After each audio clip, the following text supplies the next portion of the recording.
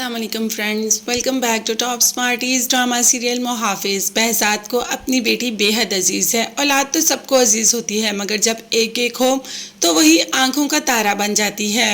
इसीलिए जवार को बुलाकर कहता है कि मुझे अपनी बेटी अपनी जान से भी ज़्यादा अजीज़ है। कभी कुछ ऐसा हो कि तुम्हें फैसला करना पड़े कि तुम पारस के लिए क्या कर सकते हो या पारस को कैसे बचा सकते हो, तो उस वक़्त तुम मेरी राय का इंतज़ार मत करना। तुम्हें जो मुनासिब लगे तुम वही करना।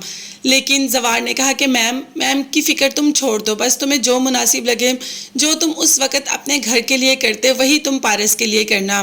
खैर जवार को समझ आ गई कि इतना भरोसा behzad करता है, इसीलिए तो वो पारस की और ज़्यादा फिक्र करता है। पारस ने आज भी कहीं ना कहीं जाना था। सबसे पहले तो आज फ्रेंड्स के साथ प्लान था, जो कि कल कैंसिल कर दिया, वो भी जवार की वजह से। अपनी फ्रेंड्स के साथ हल्ला गुला करने के बाद जैसे ही वापस आती है तो जवार से कहती है ये मेरा जूता साफ़ कर दो। अब जवार को तो बेहद गुस्सा आ जाता है और कहता है कि एक्सक्यूज़ मी, क्या कह रही हैं आप? जिस पर पारस खुद ही मुस्कुरा देती है और कहती है कुछ भी नहीं कह रही, बस तुम्हारे साथ थोड़ा सा मजाक कर रही थी। इसके बाद पारस को कहीं और जाना होता है और जवार से कहती है कि गाड़ी इस तरफ मोड़ लो। जब पारस से पूछा कि आपका इस तरफ क्या काम है, पारस ने भी कह दिया कि तुम बॉडीगार्ड हो तो बॉडीगार्ड बन के रहो, ज़्यादा सवाल करने की ज़रूरत नहीं है। जवार तो वहाँ खड़ा होकर सामने पारस को देख रहा होता है और पारस अपनी माँ के पास आई होती है, यानी कि अपनी माँ से बात करने के लिए, अपनी माँ पे फातिहा पढ़ने के लिए।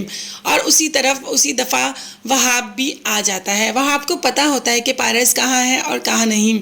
जैसे ही वहाब पारस के पास जाने लगता है तो जवार उसे सामने आकर रोक लेता है और कहता है कि पारस के पास जाने के लिए तुम्हें मुझसे टकराना पड़ेगा।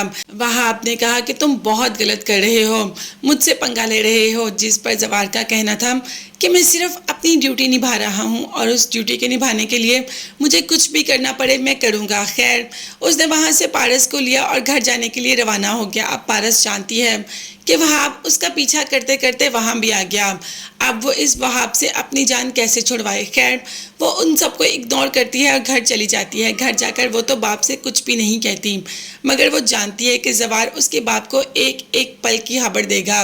वहाब को भी बेहद गुस्सा है कि एक मामूली सा बॉडीगार्ड होके मुझे रोकता है, इसको तो मैं देख लूँगा, इसको ये सब बहुत महंगा पड़ेगा। और ऐसा ही हुआ। जैसे ही रात को घर जाने लगता है जवार, तो पारस के आदमी रोक लेते हैं। पहले तो अच्छे हाथ से उसे मारते हैं, फिर उसी पर हमला करके चले जाते हैं।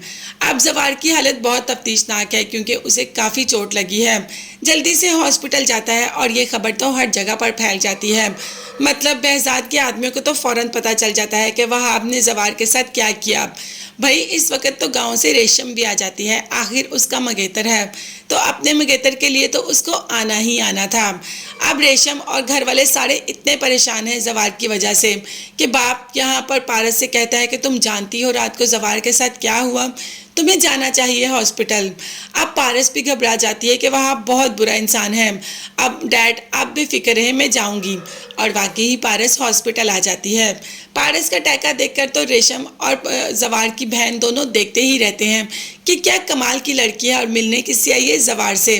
अब देखते हैं कि रेशम में कोई जेलसी आएगी। देखने के लिए चैनल को सब्सक्राइब कीजिएगा। नेक्स्ट वीडियोस तक के लिए अल्लाह हाफ़िज़।